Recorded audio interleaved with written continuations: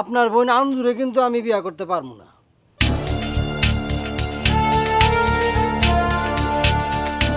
তুই যে আঞ্জুরে বিয়ে করতে পারবি না সেটা তো আমার কপাল। তোর মতো একটা খবিশ পোলা কি করে আলফাজ কবিরাজের ঘরে জন্ম নিল সেটাই আমার মাথা ধরে না। বড় ভাই কি কইলেন কিছুই তো বুঝলাম না। বড় ভাই খুবই মূল্যবান একটা কথা কইছে। কি কইছে আপনি বুঝেন নাই? না বুঝলাম না তো।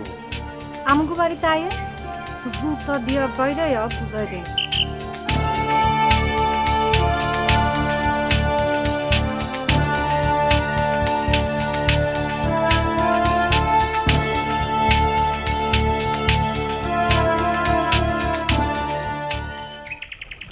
আজকে সেলিম ভাই ছিল আমগো বাড়িতে।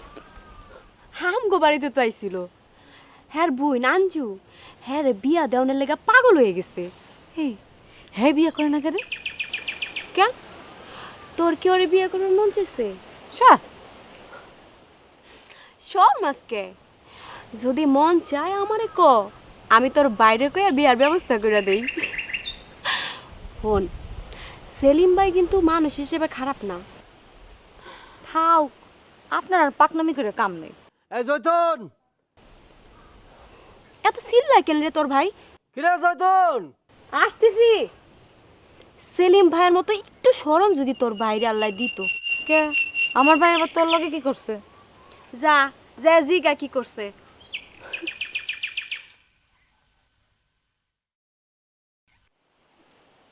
কি তোরা না কইলাম আমি পাঞ্জাবিটা ধুয়ে রাখতে।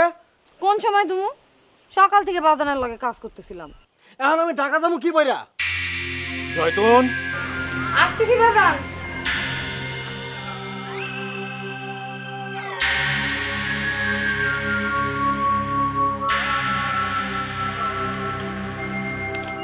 কি হয়েছে বাজান?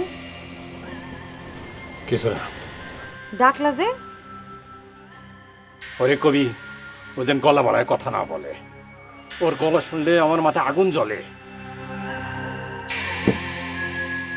টাকার কথা জিজ্ঞেসছিলাম। কি কইল? সেইটা যায় জানোয়ার হয়েছে একটা। কয় শেয়ার বাজার আমি একলা ধরা খাইছি নাকি? ব্যাগটাই ধরা খাইছে। জমি বন্ধকের টাকা নিয়ে শেয়ারের বাজারে খাটাইতে আমি কইছি নি ওরে। এখন কি হইব বাজান? ওরে কইবি 3 দিনের মধ্যে বন্ধকি জমির টাকা ফেরত না দিলে জমি মাই। কথাটা কি সত্য বাজান?